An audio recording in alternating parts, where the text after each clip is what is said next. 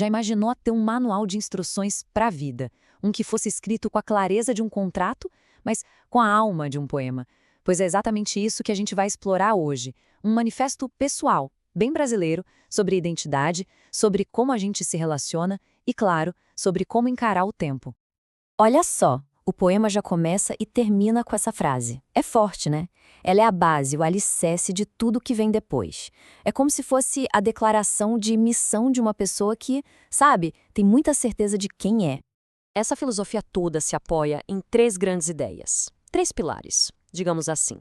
E o primeiro deles a gente pode chamar de o contrato do coração. É aqui que as regras do jogo para qualquer relacionamento são definidas, e de uma forma, olha, bem clara. A escolha de palavras aqui é simplesmente genial. Usar a linguagem de um contrato para falar de amizade é uma metáfora muito poderosa. De repente, sentimentos como confiança e respeito ganham o peso de um compromisso sério, quase que um compromisso legal, sabe? E quais são as cláusulas desse contrato, então? Bem, são os pilares de qualquer relação que se preze, né? Amizade, confiança, respeito e sinceridade. Quem narra o poema não só acredita nisso, como coloca esses valores na mesa como uma oferta, uma base para o acordo, tudo às claras. E aqui vem o pulo do gato. Tudo isso é oferecido de bom grado. É um dever, não uma troca. O poema deixa bem claro que não existe aquela expectativa de receber algo de volta. O que importa mesmo é a autenticidade do gesto, e não se ele vai ser correspondido ou não. Muito bem, vamos agora para o segundo pilar. Depois de definir como se relacionar com os outros, a filosofia se volta para dentro, para a nossa relação com o tempo. É sobre o que a gente pode chamar de a arte de viver o agora. Na essência, é uma versão poética daquele famoso carpe diem. A ideia é saborear cada momento antes que ele vire passado. A vida, nesse ponto de vista, não é sobre o ponto de partida ou de chegada, mas sim sobre a experiência de estar no caminho. A ideia aqui é que o foco não está no fim ou início, mas no durante. É uma recusa daquela mentalidade que só foca em objetivos, sabe? E ao mesmo tempo é uma defesa da valorização do processo, da jornada em si. Tá, e como isso funciona na prática? É uma abordagem bem ativa. Primeiro, saborear o presente, com intensidade. Segundo, transformar o que fica para trás em aprendizado.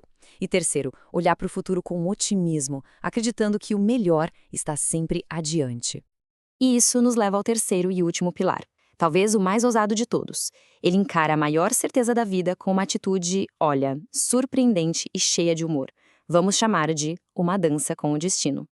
Chegamos àquela grande questão inevitável. E a morte? Como é que uma filosofia tão focada na vida lida com o seu próprio fim?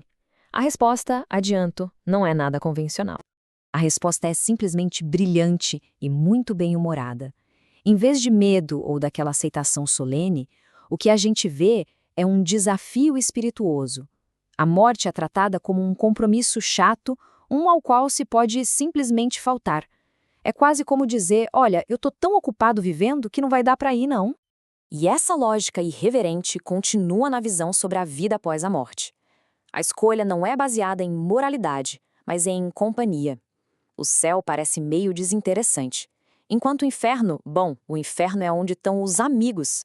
Isso reforça com muito humor a importância das conexões humanas acima de qualquer outra coisa. No fim das contas, essa brincadeira sobre o além-túmulo serve a um propósito maior, trazer o nosso foco de volta para o aqui e agora.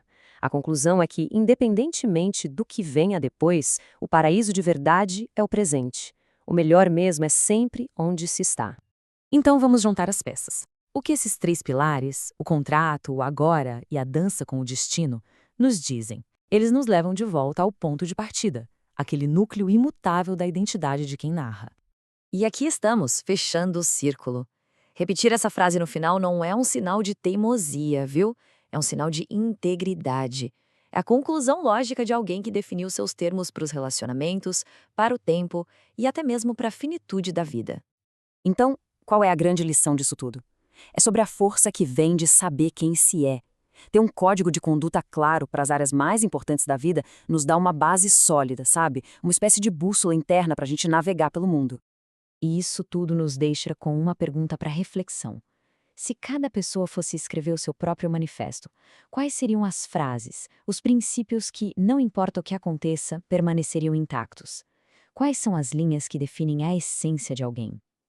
Fica a reflexão.